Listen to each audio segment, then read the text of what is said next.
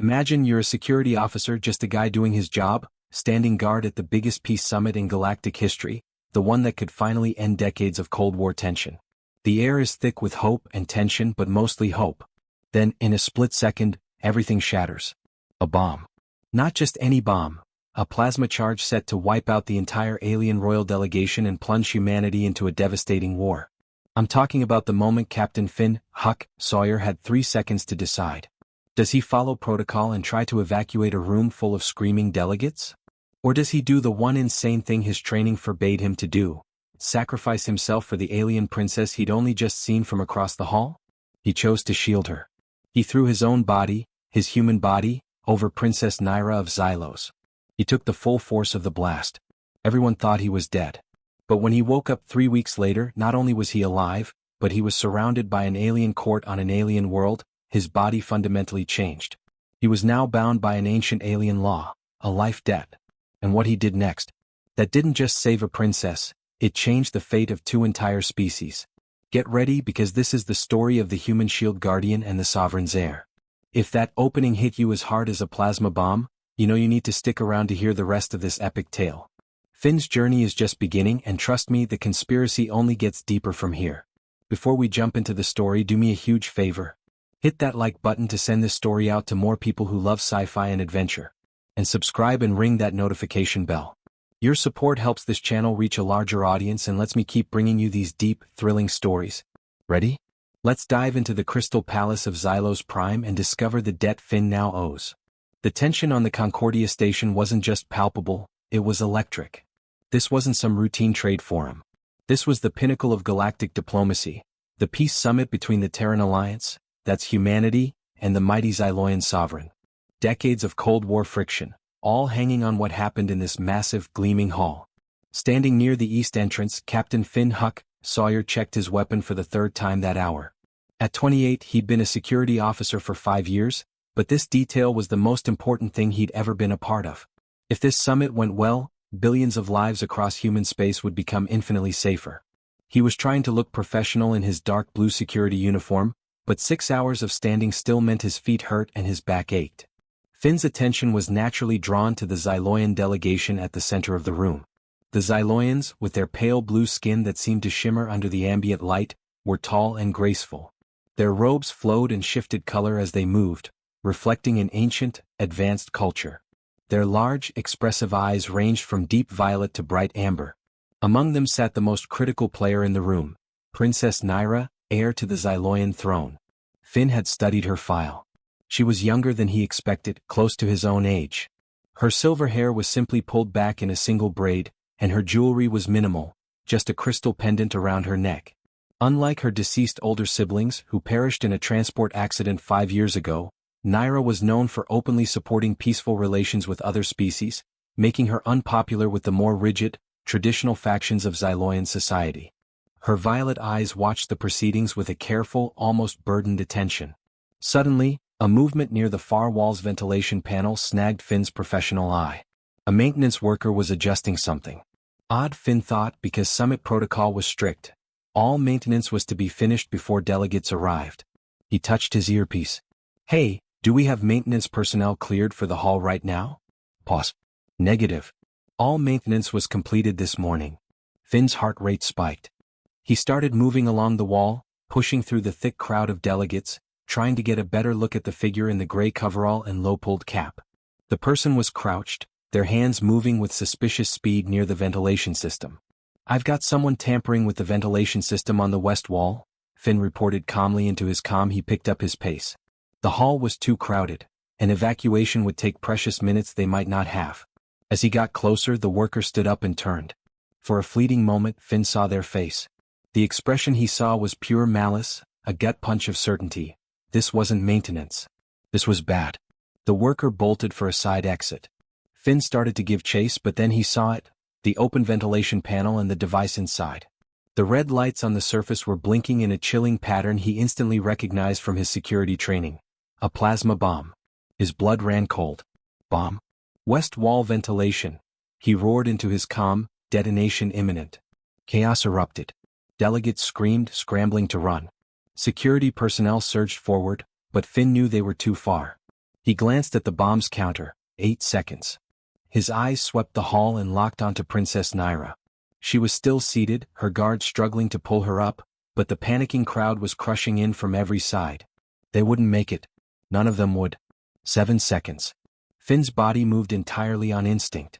His training screamed at him. Follow protocol, coordinate, never act alone. But there was no time for protocol. 6 seconds. He launched himself forward, shoving through the terrified mass. He hit one delegate, sending the man spinning, and tore free when someone grabbed his arm. Across the mayhem, Princess Naira's violet eyes found his. She understood. 5 seconds. The crowd had become a desperate, trapped mess.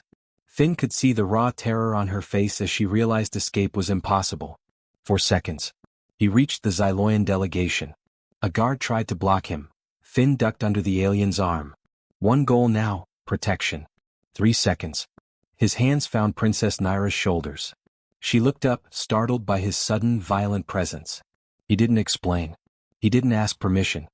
He yanked her down from her chair, wrapping his body completely around hers and pressing her face tightly against his chest. 2 seconds. His arms tightened, tucking them both into the smallest shape he could manage. He consciously turned his back toward the bomb, positioning himself as a human shield between the explosion and the alien woman he had just met. Every muscle in his body tensed. 1 second. Time stretched. He heard his own heart hammering in his ears. He felt Princess Naira's ragged breathing against his chest. A lifetime of thoughts flashed.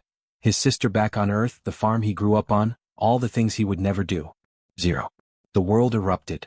White and hot. The explosion struck Finn's back like a hammer forged of fire. The force lifted them both off the floor, sending them flying. A deafening roar filled his ears, blocking out all other sound. Pain, so intense his brain couldn't process it all at once, exploded through his body. He hit something hard and the world began to spin. Smoke clawed at his lungs. His back felt like it was being torn apart. But through it all, his arms remained locked around Princess Naira. Darkness began to creep into the edges of his vision. All he could hear was a piercing, high-pitched ringing. The beautiful hall was now a scene of destruction. Fire, scattered bodies, and debris raining down. Finn's strength was fading fast. His arms finally loosened their desperate grip on Princess Naira. He felt her move beneath him, trying to push him off. That meant she was alive. His sacrifice hadn't been meaningless. The darkness pulled at him, growing stronger. He tried to fight it, but he had nothing left. His final, simple thought before consciousness slipped away was this: he'd done his job.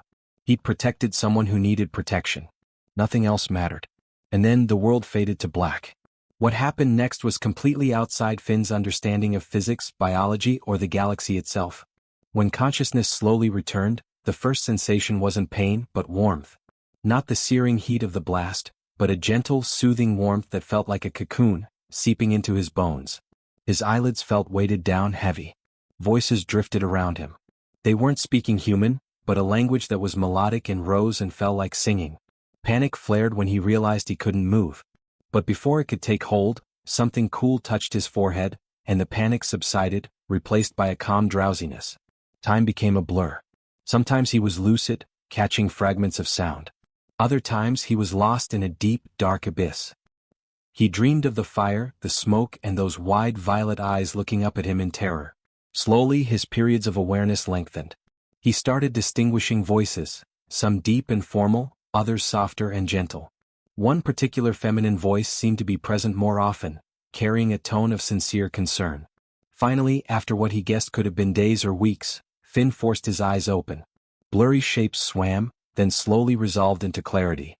He stared at the ceiling. It was unlike anything he'd ever seen.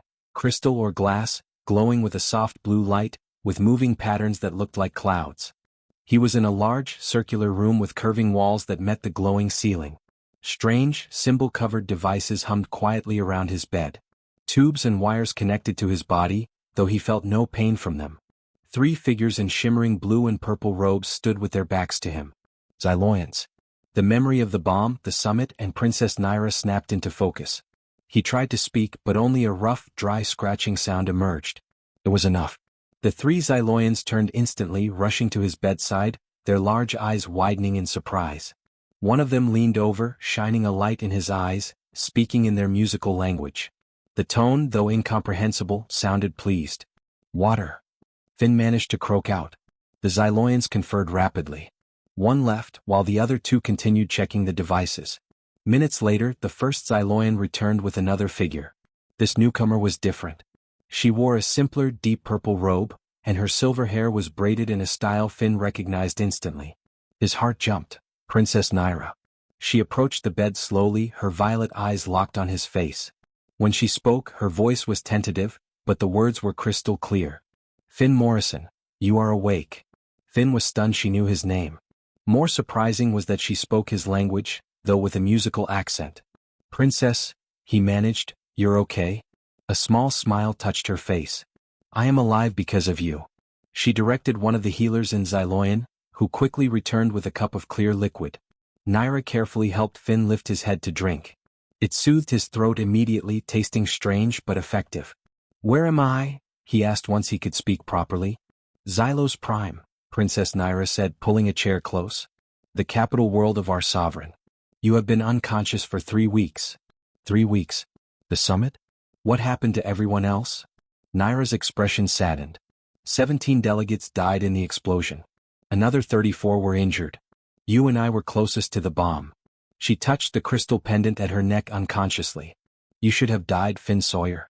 The healers say your injuries were severe enough that any normal person would have been dead before help arrived. Finn looked down at his body. His arms were covered in a translucent, sparkling gel.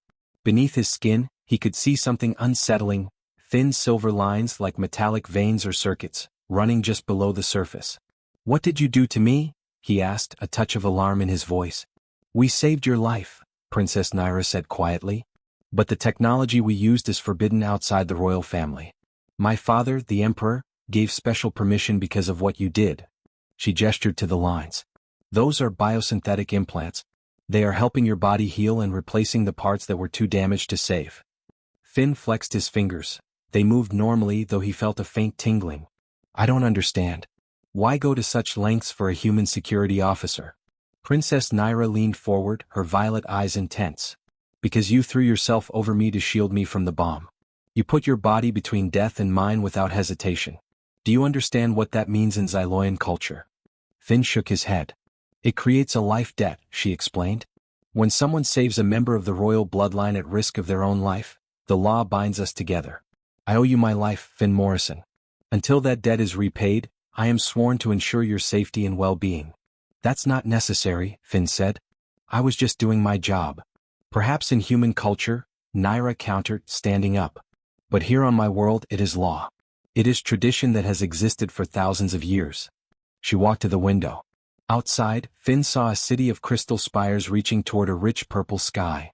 There is more you should know, she continued. Many of my people are not happy about this situation. Why not? She turned back to him. Because you are human. Many Xyloians believe your species is inferior, violent, untrustworthy. They see the life debt as a humiliation. Some have called for it to be dissolved, claiming you only saved me as part of some human plot. Anger rose in Finn's chest. That's ridiculous. I didn't even think. I just acted. I know, Princess Naira said softly. I was there. I felt your heartbeat as you covered me. I heard you whisper a prayer in your language as the bomb detonated. That was not calculation or plotting. That was pure instinct to protect another living being. She returned to the chair. But my people do not know you as I do. They only see a human who now has a legal bond with their princess. So what happens now? Finn asked. My father has summoned you to the Lumina Citadel, she said. Once you are strong enough to travel, you will meet the Emperor. He will decide what to do about the life debt. In the meantime, you are under my protection here in the Royal Medical Facility. A healer approached. Naira rose. The healers say you need more rest. The implants are still integrating with your body, and you must not strain yourself. Wait, Finn said as she turned. Did they catch whoever planted the bomb? Princess Naira's face darkened. The person you saw escaped, but we are searching for them. The attack was carried out by a group that opposes peace between our peoples. They call themselves the xenophobic Aegis. They'll try again, Finn stated. I know, Naira replied, meeting his eyes. Which is why my father is considering making you my shield guardian. What's that? An ancient position, she explained. A personal protector who stays at the royal side at all times. It has not been filled in over 200 years. The role was considered outdated, but perhaps it is time to revive old traditions. Before Finn could truly process the idea of being a centuries-old personal bodyguard to an alien princess, she was gone, leaving him alone with the Xyloian healers. He lay back, staring at the glowing ceiling. 3 weeks unconscious, 17 people dead, his body full of alien technology, and now a life debt that tied him to a princess from another world. None of this was what he'd expected that morning. But as he closed his eyes, feeling the healing warmth wash over him, one thing was clear. He would do it all over again. Saving Princess Nyra was the right choice. Whatever came next, he would face it. 2 days later, Finn was strong enough to stand. The silver lines under his skin were permanent. The implants gave him improved strength, faster healing, and better resistance to injury. He was alive, and that mattered. Princess Nyra arrived early, wearing formal deep blue and silver robes, her hair elaborately styled with woven crystals. She looked every bit the royal heir. "Today you meet my father," she said. "I must warn you, Finn. Emperor Zephyr is not pleased with this situation. He honors the life debt, but he does not trust humans." Finn had been given new clothes, a mix of Terran and Xyloian styles, but the gravity of the situation was heavier than the jacket with the high silver-threaded collar. "I understand," he said. "I'll be respectful." "That may not be enough," Nyra said quietly. "There are members of the court who will try to discredit you, to prove that humans are unworthy of standing beside Xyloian royalty.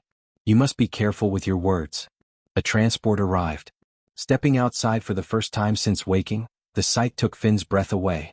The city stretched in every direction, buildings carved from enormous, light-catching gems, scattering rainbow patterns across the streets. Flying vehicles zipped between the impossibly curved towers. The sky was a rich purple and 2 small moons were visible. It was beautiful, but Finn's security instinct noticed something else. Armed guards were everywhere, a city on high alert. As they drove toward the Lumina Citadel, citizens watched them pass. Finn saw curiosity, suspicion, and clear hostility in their large eyes. The news of the human savior had spread. The citadel itself looked like a mountain of glass and light, spiraling upward. Guards in ceremonial, blue-energy weapon-toting armor stood at attention. Nyra led him through corridors of shimmering crystal. Xyloian nobles offered formal bows to the princess but cast suspicious glances at Finn. They reached a massive, intricately carved door. 2 guards pulled it open. Nyra gestured for Finn to follow her inside. The throne room was immense. Crystal columns carved with historical scenes supported a ceiling Finn couldn't clearly see. At the far end, on a raised platform, sat Emperor Zephyr. He was larger than most Xyloians, with broad shoulders, a deeper blue skin tone, striking amber eyes, and a commanding presence. A crown of dark crystal rested on his silver hair. Standing near the throne was a Xyloian in angry red robes, who watched Finn with barely concealed disgust. Princess Nyra bowed deeply. Finn quickly followed suit. "Father," she said in Xyloian, then switched to human. "I present Finn Sawyer, the human who saved my life." Emperor Zephyr studied Finn in silence. When he spoke, his voice was deep and carried effortlessly through the room. Nyra translated, "My daughter lives because of your actions. For this you have my gratitude." The emperor paused. "However, gratitude does not equal trust. Many in my court believe this was a scheme by your people, that you allowed the bomb to be planted so you could play the hero and infiltrate our royal family." Finn kept his voice calm despite the rising anger. "With respect, your majesty, that makes no sense. I had no way of knowing there would be a bomb. I was on security detail like dozens of other officers. If I had wanted to get close to Princess Nyra, there were easier ways than nearly dying." The Xyloian in red robes, High Counselor Malachi, spoke sharply. Nyra translated with obvious reluctance. "High Counselor Malachi says that humans are known for their deception and manipulation. He questions why you moved so quickly, as if you knew exactly where the bomb was." "I saw the maintenance worker acting suspicious," Finn said, meeting Malachi's hostile gaze. "When they ran, I investigated and saw the device. Anyone with security training would have recognized the threat." Emperor Zephyr raised his hand for silence. "The life debt is law. I cannot dismiss it without dishonoring traditions that have stood for millennia. Therefore, Finn Sawyer, I grant you the title of Shield Guardian. You will remain at my daughter's side as her personal protector." High Counselor Malachi spoke again, his tone furious. Nyra's jaw tightened as she translated, "Malachi protests this decision. He says that a position of such honor should not be given to an outsider, especially a human. The decision is made. Emperor Zephyr said firmly. However, Shield Guardian Sawyer, understand this. You will be watched constantly. Any sign of betrayal, any hint that you mean harm to my daughter or my empire, and the life debt will be dissolved. You will be executed as a spy. I understand, Finn said clearly. I have no intention of betraying anyone's trust. Before the Emperor could respond, the side door opened. A human man in a military uniform entered, escorted by guards. Finn recognized him immediately, Commander Alex Lex Boone, his superior officer from Earth. The unexpected arrival of Commander Alex Lex Boone, Finn's superior officer, didn't lessen the pressure, it intensified it. Boone was a man whose career was built on keeping the Terran Alliance's nose clean and its security detail bulletproof. To him, Finn's spontaneous act of heroism was likely just a massive diplomatic liability. Boone, escorted by Xyloian guards, stopped before the throne, offering a crisp, professional Terran salute. Your Majesty, Boone stated, his voice firm and official. I am Commander Alex Boone of the Terran Alliance Security Corps. I am here on behalf of our leadership to retrieve Captain Finn Sawyer. Emperor Zephyr looked down from his high throne, his amber eyes impassive. Naira translated his reply, Commander Boone. Your officer is not a piece of property to be retrieved. He is bound to my daughter by an ancient Xyloian law. By saving the princess's life at the risk of his own, he has incurred a life debt, and he has now been appointed Shield Guardian. Boone's face, though carefully controlled, showed a flash of disbelief. He clearly hadn't anticipated this cultural complication. With all respect, Your Majesty, the captain's duties are with the Alliance. He is a key witness to the attack, and he requires specialized human medical treatment and debriefing. We must insist he returns to the Concordia station immediately. Finn watched the exchange, feeling the weight of the court's eyes, and High Counselor Malachi's particularly hostile stare, on him. Finn had to speak. Commander, I appreciate the concern, but the Xyloian medical care has been superb. The implants saved my life. And as for my duties, my primary duty is to ensure the safety of those under my protection. I am now the Shield Guardian of Princess Naira. I accept this duty. Boone shot Finn a look that promised a future court-martial. Captain, you will remember who signs your paychecks. This is a diplomatic crisis, not a romantic fantasy. You need to return to your post. Emperor Zephyr intervened before Finn could reply. Naira translated the Emperor's clear, uncompromising tone.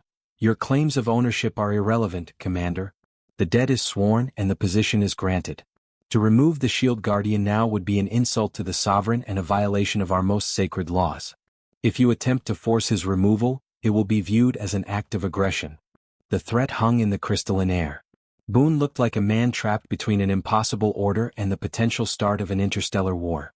He wisely backed down. Understood, Your Majesty. The Terran Alliance accepts the current political reality. However, we request that a human liaison be appointed to work alongside Captain Sawyer, to ensure communication and cultural compliance. Emperor Zephyr seemed to consider this. After a moment he nodded. The request is acceptable. Princess Naira will select a suitable Terran agent to advise the Shield Guardian.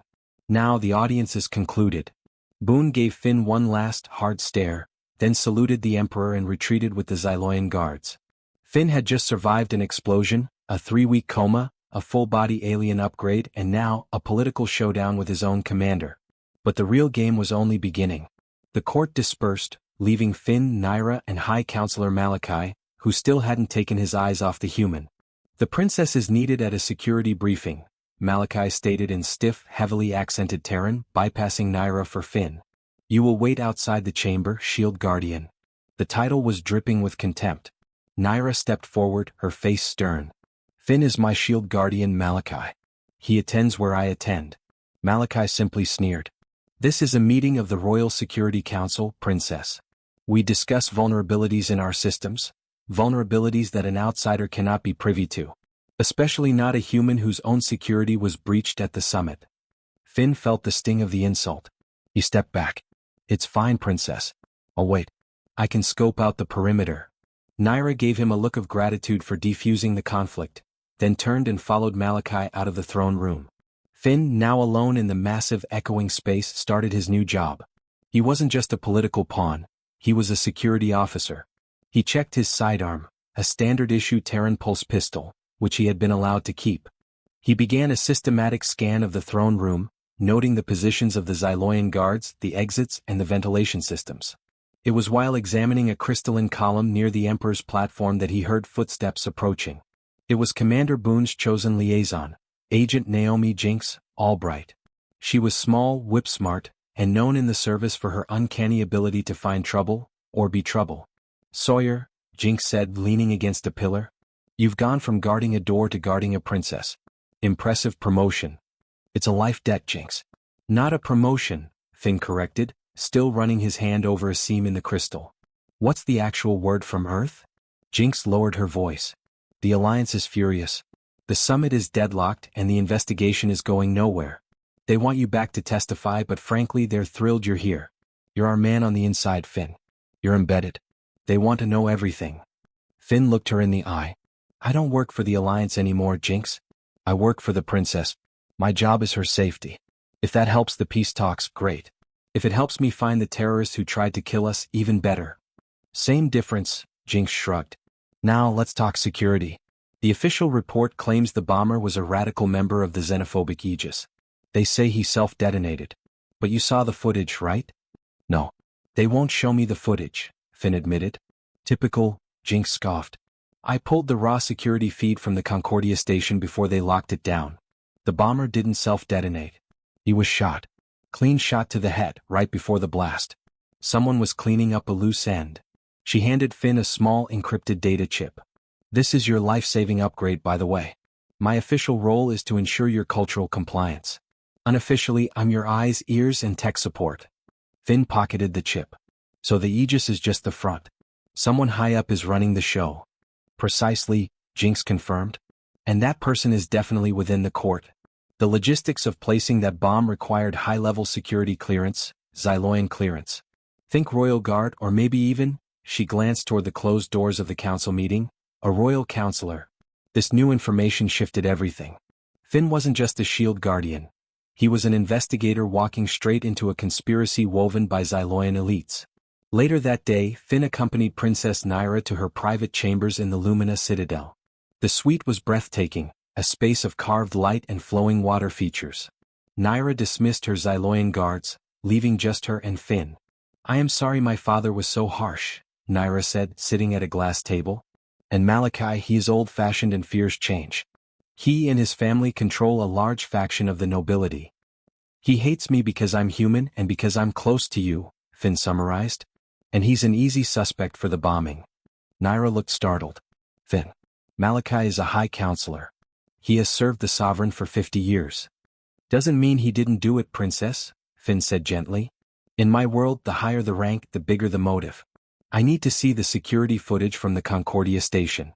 Naira was silent for a long moment, then she sighed. "I cannot get you the raw footage. It is classified at the highest level by my father. But I can tell you something else. The bomber was identified. His name was Tlan, and he was a disgruntled former employee of Malachi Arms and Systems." Finn whistled softly. The weapon, the bomber, and the political opposition all link back to Malachi. "That's not a coincidence, Princess. That's a network." Naira looked troubled, running a hand over the crystal pendant at her neck. "It is a terrifying thought. If Malachi is behind this, it means the conspiracy runs to the very heart of the sovereign." She stood, walking to the window that overlooked the city.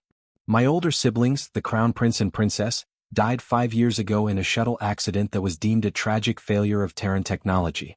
If this current attack was Malachi, what if their death was not an accident?" The question hung heavy in the air. The terror attack wasn't an isolated incident. It was one piece of a long-running, deadly Game of Thrones, and Finn's spontaneous act had just put him on the board. "We need to look into their deaths," Finn stated, moving to her side. "If those were murders, it explains everything. Malachi wants to destabilize the throne, and you are the only obstacle." Naira turned, her violet eyes wide with fear and determination. "If my brother and sister were murdered, the consequences would shake Xylos Prime to its core. I will help you, Finn. But we must be careful. If Malachi suspects us, he will use my father against us." Finn nodded. "Good. We start with the bomber. Plan. I need to know everything about him. His life, his debts, his contacts." As the sun set on Xylos Prime, Finn and Naira, two people from impossibly different worlds, began to formulate their secret plan, bound together by a life debt and a shared, dangerous enemy. Finn's role as Shield Guardian was about to become less about ceremony and more about survival. He realized that the Xyloian political minefield was far more dangerous than any plasma blast he had faced. He had to uncover the truth of the assassination, not just to save Naira, but to prevent the peace between their two worlds from collapsing into chaos. The Lumina Citadel might have been a symbol of dazzling power, but beneath the shimmering crystal and royal pomp, it held secrets, dark, deeply buried secrets. Finn knew that to solve the bombing and expose High Counselor Malachi, they had to uncover the truth about the supposed accident that killed Princess Naira's older siblings, the Crown Prince and Princess, 5 years ago. This meant a dangerous, covert trip into the Xyloian royal archives. Working under the cover of the Xyloian night cycle, when the purple sky deepened to near black and most of the citadel slept, Finn and Naira met in a small and used solar observation room. Finn had the advantage of his new integrated physical capabilities. His sight was sharper, his hearing more acute, and his movements were now quicker and quieter thanks to the biosynthetic implants. He was also armed with the data chip from Agent Jinx Albright. The official reports on the royal shuttle crash are heavily encrypted even for me, Naira whispered, her violet eyes serious in the low light. She was using a small, sophisticated Xyloian data slate. Only the Emperor and a few members of the Royal Security Council have direct access. If I tried to pull them, it would raise immediate alarms. Then we go analog, Finn suggested, tapping the chip Jinx gave him. Before I check out the bomber's background, I need to know who cleared the shuttle's Terran technology 5 years ago. Every piece of equipment that crosses between the Alliance and the Sovereign requires a signature from both sides. We need the original certification documents. Naira led him deep into the restricted historical wing of the Citadel, a vast, cool labyrinth where millions of records were stored in glowing data crystals and ancient, woven scrolls. Finn's silver-lined eyes scanned the complex laser grids and motion sensors, feeling them out with an intuitive understanding his old training never provided. His instincts, enhanced by the implants, were screaming, "Trap!" "We are looking for the Terran procurement log, Cycle 35, Naira guided, her voice barely audible. They finally located the section, a tall wall of shimmering crystals, each containing millennia of state transactions. As Naira worked on the ancient lock mechanism, a sequence of pressure points and spectral keys, Finn kept watch. He slipped Jinx's chip into a nearby unused terminal and initiated the background check on the deceased bomber, Tlan. Tlan's life story was a tragedy waiting to be exploited. He was an engineer working for Malachi Arms and Systems, but his profile showed heavy gambling debts and a family history of chronic illness. He had been fired 6 months before the summit for stealing components. But here was the crucial detail. 6 weeks ago, all of Tlan's debts had been mysteriously paid off, and his sick mother had been moved to a private, expensive healing facility. The benefactor? The records were encrypted, but the payment route was clear. A shell corporation linked to Malachi's financial network. "Found it?" Finn whispered to Naira. The bomber was clean. Not a fanatic princess. He was paid and coerced. Malachi leveraged his sick family to force him to plant the bomb. Naira, now holding a data crystal the size of her hand, looked sickened. "This confirms it. Malachi wasn't just using the Aegis. He's financing them and giving them resources. He set up this poor engineer." "Now for the shuttle accident," Finn urged. "What did you find?" Naira projected the data crystal's contents onto a wall. It was a dense log of Terran technology shipments. They scrolled through until they found the entry for the Royal Transport Shuttle. The Terran component in question was a critical life support regulator. "Here," Naira said, pointing to the certification log. "The Terran Alliance signature is clean. Commander Boone's office signed off on the quality assurance." She scrolled to the Xyloian signature. "There," Finn breathed. The ornate, stylized script of the Xyloian certification official was clear. The Xyloian official who confirmed the regulator was installed and functioning properly was none other than High Counselor Malachi. The significance of the discovery hit them both instantly. Malachi, then a low-ranking but ambitious official, was the last Xyloian authority to clear the Terran component that supposedly failed, killing the heirs. "It's not enough," Naira said, her voice shaking slightly. "It shows Malachi touched the component, but it doesn't prove sabotage. It could have been an honest malfunction." "Then we look for the repair order," Finn said, his mind racing. If the shuttle component failed, a repair order would have been logged immediately after the incident, demanding the Alliance fix or replace the part. It would have generated a massive diplomatic paper trail. They found the post-accident logs. The diplomatic inquiry was massive, yes, but the repair order for the component itself was missing. It was the only item in the entire log that had no follow-up requisition. It was never officially ordered repaired or replaced, Finn realized. What? If the malfunction was real, the component would be flagged as defective and returned to the Alliance immediately. But if the component was switched, if the original was sabotaged and replaced with a clean one before the investigation, Malachi would hide the repair order to cover the switch. Naira gasped, covering her mouth with her hand. He didn't just sabotage the shuttle. He also orchestrated the cover-up, blaming the Alliance for faulty technology. It's perfect. He eliminated the heirs, removed the Terran Alliance from favor, and paved the way for the Aegis, his own faction, to rise. Just as the terrible truth settled between them, a low, mechanical hum echoed from the main entrance of the archives. A patrol. The laser grid is active. Naira warned, looking at the door terminal. We don't have time to unlock it again. Finn, his mind focused, pointed to a small access panel near the ceiling. It's for emergency environmental control. It bypasses the sensors. It's too small for a Xyloian, Naira said. But not for a human with performance-enhancing implants, Finn said grimly. I can go through. You hide the crystal and wait for my signal. Finn used his enhanced strength to rip the panel open, revealing a dusty, narrow shaft. He squeezed inside, pulling the panel shut just as the Xyloian patrol entered the room. He heard their voices, a deep, measured conversation, as they inspected the area. He held his breath, listening for the distinctive rhythm of their movements. The patrol passed directly below Naira's hiding spot. Finn, pressed against the cold metal, realized he was breathing too heavily, a loud, ragged sound in the confined space. His enhanced hearing was a double-edged sword. He could hear them talking, but he could also hear his own body betraying him. Then one of the patrol guards stopped. Do you smell that? The Xyloian asked in their language. Dust. Like disturbed dust. Finn focused all his will on controlling his breath, slowing his heart rate until he was practically meditating. The Xyloians scanned the walls with their low-light beams. The beam passed over the small access panel. Finn was convinced he was caught. It's just the ancient crystal dust, Corvus, the other guard scoffed. Malachi's office insisted on the high-security sweep because of the human on the premises. Let's just move. The name gave Finn a jolt of recognition. Corvus. General Corvus, the Emperor's most trusted military leader, was not on patrol duty. This was likely a lower-ranking guard named Corvus, but the link to the royal security made him nervous. The patrol finally moved on, their voices fading into the distance. Finn waited until the air was silent again, then dropped down silently from the vent, landing next to a shaken Princess Naira. That was too close, she whispered, handing him the data crystal. We have the evidence we need, Finn said, pocketing the crystal and the chip. Malachi has killed 2 royal heirs, framed the Terran Alliance, and planned a 3rd assassination to stop the peace talks. Now, we just need to get this to the Emperor, before Malachi realizes we have it. The challenge was immense.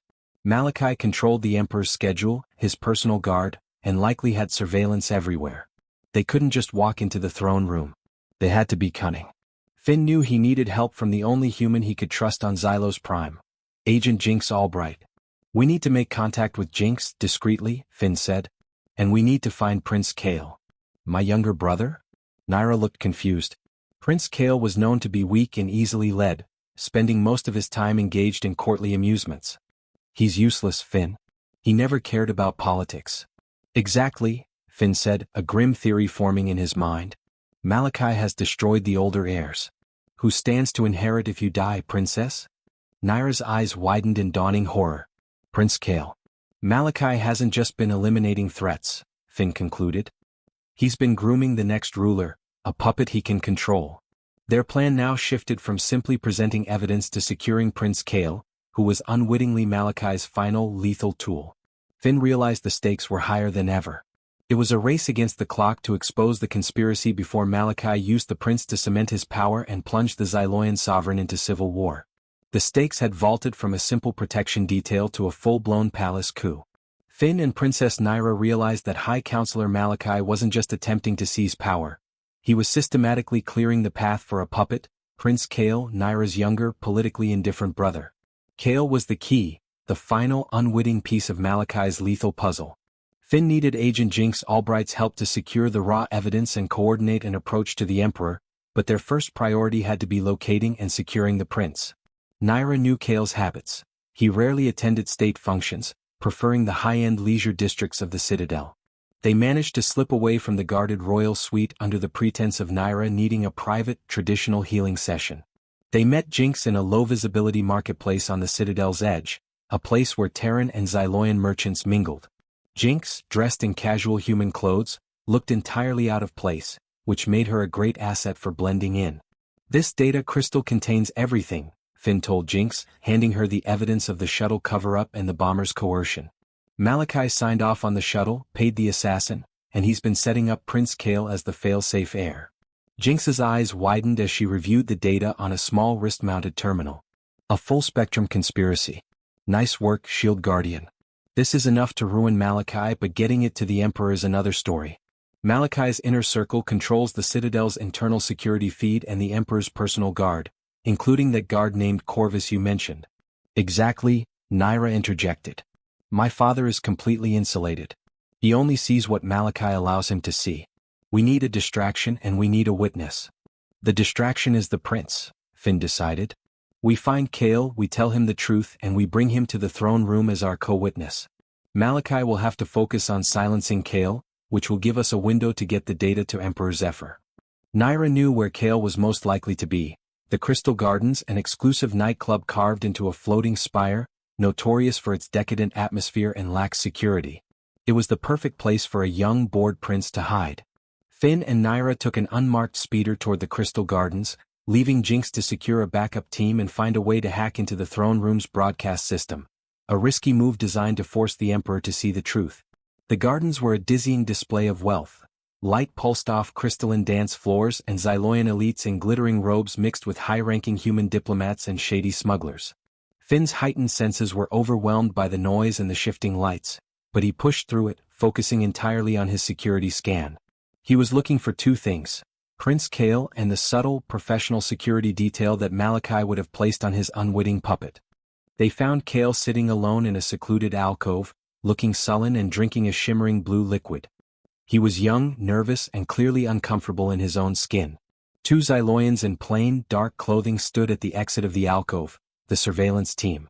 Naira approached her brother. "Kale, we need to leave. Now." Prince Kale looked up, annoyed. "Naira? What are you doing here? Go back to the Citadel. I'm having a rough time." "You're in danger, Kale," Finn said, moving to stand beside Naira, his posture radiating authority.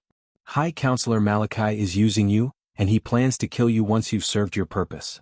Kale laughed, a short, brittle sound. "Malachi? He's the only one who takes me seriously. He says you're a human spy who wants to hurt our family." "Malachi killed our brother and sister 5 years ago," Naira said, her voice dropping to a fierce whisper. "He planted the bomb that almost killed us both. He is eliminating the heirs so he can place you on the throne, control you, and eventually replace you when you fail to follow his orders."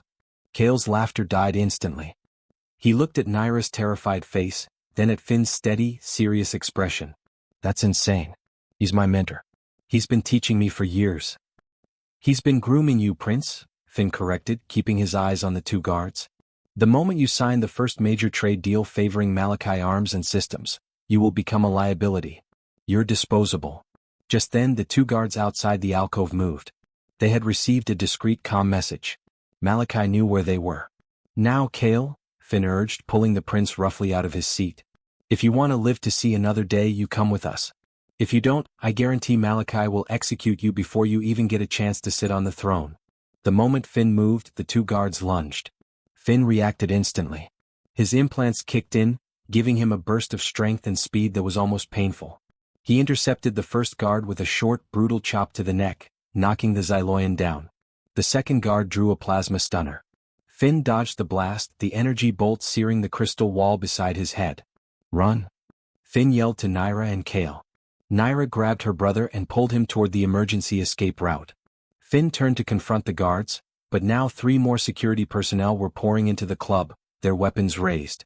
This was a dedicated kill team, not just a surveillance detail. Finn drew his Terran pulse pistol. He wasn't aiming to kill, just to create space. He fired 3 quick bolts into the floor, showering the Xyloians with molten crystal debris and forcing them to scatter. He retreated, following Naira and Kale into the narrow maintenance tunnels beneath the gardens. They emerged into the bustling city center, instantly losing themselves in the crowds. But the pursuit was relentless. High Counselor Malachi had activated the full royal security alert, painting Finn as an aggressive human spy who had kidnapped the prince and princess. "We need to get to the Lumina Citadel now," Finn gasped, pulling Kale along. The prince, clearly terrified, was finally starting to believe the gravity of the situation. "My father is in the throne room," Naira said breathlessly. "He is about to make the statement that will blame the entire attack on the Terran Alliance. Malachi has scheduled it for minutes from now to cement his narrative." They hijacked a public transport vehicle, a jarring, rough ride compared to the royal speeders. As they flew toward the citadel, Kale, seeing the genuine panic in his sister's eyes and the deadly seriousness of Finn's actions, finally spoke, his voice wavering. "If Malachi is so powerful, how can we trust Father to believe us?" "He trusts Malachi like a brother." "Because we have the data, Kale," Finn said, tapping his jacket. "And because of this." Just then Jinx's contact was established. An emergency broadcast signal suddenly cut into the city's public broadcast network, including the console in their hijacked vehicle. It was a live feed of Agent Jinx, now located in a hidden Terran-controlled vault deep in the Citadel's sublevels. "Attention Xylos Prime," Jinx's voice boomed over the speakers, cool and authoritative. "This is Agent Naomi Albright of the Terran Alliance. We have intercepted an imminent broadcast by High Counselor Malachi. This man is a double agent. 5 years ago, he sabotaged the royal shuttle, leading to the deaths of the Crown Prince and Princess." The transmission was quickly filled with static, then cut out. But the seed of doubt had been planted. Malachi's attempt to broadcast the accusation against the Alliance was now mired in questions. They reached the Citadel just as the alarms went to red alert. Malachi's men were everywhere. Finn, using his enhanced speed, raced through the corridors, dragging the shell-shocked Prince Kale and keeping Princess Naira shielded with his body. They burst into the Grand Hall, the same massive throne room where Finn had been sworn in. Emperor Zephyr was sitting rigidly on his throne, his face grave. High Counselor Malachi stood proudly beside him, holding a data slate, clearly about to begin his treacherous broadcast. "Stop!" Princess Naira cried, running forward. "Father, Malachi is a traitor. He killed our siblings." Malachi looked utterly shocked, his calculated composure shattering. "Guards, seize them. They are under the influence of the human spy." The Emperor's royal guards surged forward. Finn had no choice. He pulled his Terran pistol and fired a stun bolt not at the guards, but at the ceremonial Xyloian banner hanging above the Emperor's head, causing it to fall and momentarily shield the Emperor from the chaos. "Your Majesty," Finn yelled, pushing the terrified Kale forward. "Ask your son. He knows the truth. Ask him who was grooming him." Malachi, realizing he was moments from exposure, made a desperate move. He lunged at Princess Naira, drawing a small deadly blade concealed in his robes. The throne room had erupted. High Counselor Malachi, his face contorted in a mask of panic and rage, had abandoned all pretense of loyalty and lunged at Princess Naira, the concealed, deadly blade shimmering in his hand. Finn Huck Sawyer didn't hesitate. His new biosynthetic reflexes were faster than thought. He roared, slamming Prince Kale to the floor behind the Emperor's massive throne and launching himself across the dais. The movement was a blur, the silver lines beneath his skin momentarily glowing with the exertion. He didn't have time to draw his pistol. Instead, he met Malachi's charge with a defensive tackle honed in Terran security training. The impact was brutal. Malachi, though older, was fueled by desperation. The blade slashed through the air, missing Finn's face by inches but ripping a long, shallow cut across his arm. Finn ignored the immediate, searing pain. He wrapped his arms around Malachi's waist, driving him hard into one of the massive crystal columns. The High Counselor slumped, the hidden blade clattering onto the shimmering floor. The sound of the impact seemed to momentarily freeze the Xyloian royal guards. Their general, General Corvus, a stern-looking Xyloian with deep purple armor, was trying to make sense of the chaos. The Emperor's daughter was safe, the prince was sheltering with the human spy, and the revered High Counselor was incapacitated. Emperor Zephyr, shielded by the fallen banner, rose slowly, his amber eyes burning with fury and confusion. "What is the meaning of this treason, Malachi?" he thundered in Xyloian.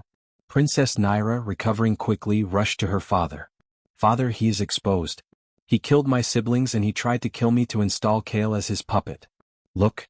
She grabbed Finn's data crystal, the evidence of the fraudulent shuttle log, and activated the projector, displaying the smoking gun evidence on the column where Malachi lay stunned. The Xyloian script clearly highlighted Malachi's signature on the fraudulent pre-crash certification and the missing post-crash repair order. This is a lie. Human fabrication. Malachi shrieked, struggling to stand. Prince Kale, emerging from behind the throne, his fear finally hardening into conviction, pointed an accusing finger at Malachi. You lied to me. You told me the Alliance was evil. You said the throne would be mine if I only followed your counsel. You were using me. Kale's raw, genuine outrage was the final, undeniable piece of the puzzle. It was a witness account that no political spin could dismiss. Emperor Zephyr looked from the data crystal to his youngest son's tear-streaked face, then to the treacherous High Counselor. His expression shifted from fury to agonizing betrayal. The man he had trusted for 50 years, the man who shaped his empire, had systematically murdered his two eldest children and tried to eliminate his remaining heirs. General Corvus, the Emperor commanded, his voice trembling with royal authority. Arrest High Counselor Malachi. He is charged with regicide and high treason. General Corvus, who had been watching the scene unfold with grim concentration, snapped a salute. His loyalty to the Emperor was absolute. He immediately ordered his personal guard to surround Malachi. The coup had failed. The next few hours were a whirlwind of activity. Malachi was stripped of his titles and dragged away. The entire network of the xenophobic aegis within the Citadel was exposed, their plans of civil war and diplomatic sabotage unraveled by the simple fact of Finn's survival. Agent Jinx and her small team secured the data from the hidden vault, providing the Emperor with irrefutable human testimony and raw security logs. Finn, his arm now bandaged and quickly healing thanks to the alien tech, stood before Emperor Zephyr in a private session. You saved my daughter not once but twice, the Emperor said, studying Finn with a new light in his eyes, not suspicion but respect. And in doing so, you saved my family, my lineage, and our peace with your species. I was wrong to doubt you, Shield Guardian Sawyer. I misjudged your loyalty. In the following days, the cleanup was swift. More than 30 conspirators, including high-ranking officials and military personnel, were arrested. Prince Kale, showing genuine remorse and horror at his unwitting role, provided key testimony that sealed the conspirators' guilt. Emperor Zephyr, showing mercy to his son, sentenced Kale to exile rather than execution. The peace talks, which had been dangerously close to collapse, resumed with renewed energy. The exposure of the conspiracy, far from destroying the Terran-Xyloian alliance, actually strengthened it. Both species now had a shared enemy and a common victory. They had fought together against those who profited from war. Finn found himself standing on a massive, elegant balcony overlooking the crystal city of Xylos Prime. He was no longer in his old Terran uniform, but in a new, beautifully tailored uniform that combined Xyloian crystalline embroidery with the structure of a human military jacket. He was still the Shield Guardian, but the title now carried genuine respect. Princess Nyra joined him. She was dressed simply in flowing blue robes, having shed her elaborate royal adornments. She looked serene yet determined. You risked everything for someone you did not know, Nyra said quietly, looking out at the purple horizon. Finn smiled, resting his hands on the balcony rail. And I woke up surrounded by friends I never expected to have, Princess. It's funny how things work out. It took almost dying to find a place where I truly belonged. She turned to face him, the life debt complete, but the bond between them solidified by trust and shared danger. The life debt, Finn Sawyer, is legally repaid. Your duty is fulfilled. You are free to return to Terra. Finn looked out at the sky, where human and Xyloian ships were now flying in formation overhead, training together for the first time in history. He looked down at the city, teeming with a life he had helped preserve. My job is protecting you, Princess, Finn said, turning back to her. But my duty is protecting the peace. The work of building real trust is just beginning. And I think I like my new post. Nyra smiled, a genuine joyful smile that lit up her violet eyes. Then welcome to Xylos Prime, Shield Guardian Finn Sawyer. You are needed here. He had saved a princess, uncovered a galactic conspiracy, and found a purpose far greater than he had ever imagined. Perhaps more importantly, he had helped prove that different peoples, regardless of their species or origin, could stand together against those who would divide them. It was a small step, but it was a magnificent start. And that is the incredible story of Captain Finn Huck Sawyer, the human who became the Shield Guardian of Xylos. What an emotional ride. From a deadly plasma blast to a Grand Palace conspiracy, Finn's journey proves that the best heroes are often the ones who simply act on instinct and compassion. If you enjoyed this deep dive into galactic politics, royal intrigue and cross-species heroism, please do the following. Hit the like button to show your support. It makes a huge difference. Share this video with every sci-fi fan you know. Let's get this epic tale out there. Subscribe and ring that notification bell so you never miss a new story. Tell me in the comments, what was your favorite moment of Finn's journey, and what do you think he and Princess Naira will face next? Your suggestions help me find the best stories to rewrite. Also, make sure to check out the channel playlist for more thrilling stories like this one. Thank you so much for watching and for being the best audience a narrator could ask for. Until the next story, may your journeys be safe and your heart be guided by courage. Good wishes, everyone.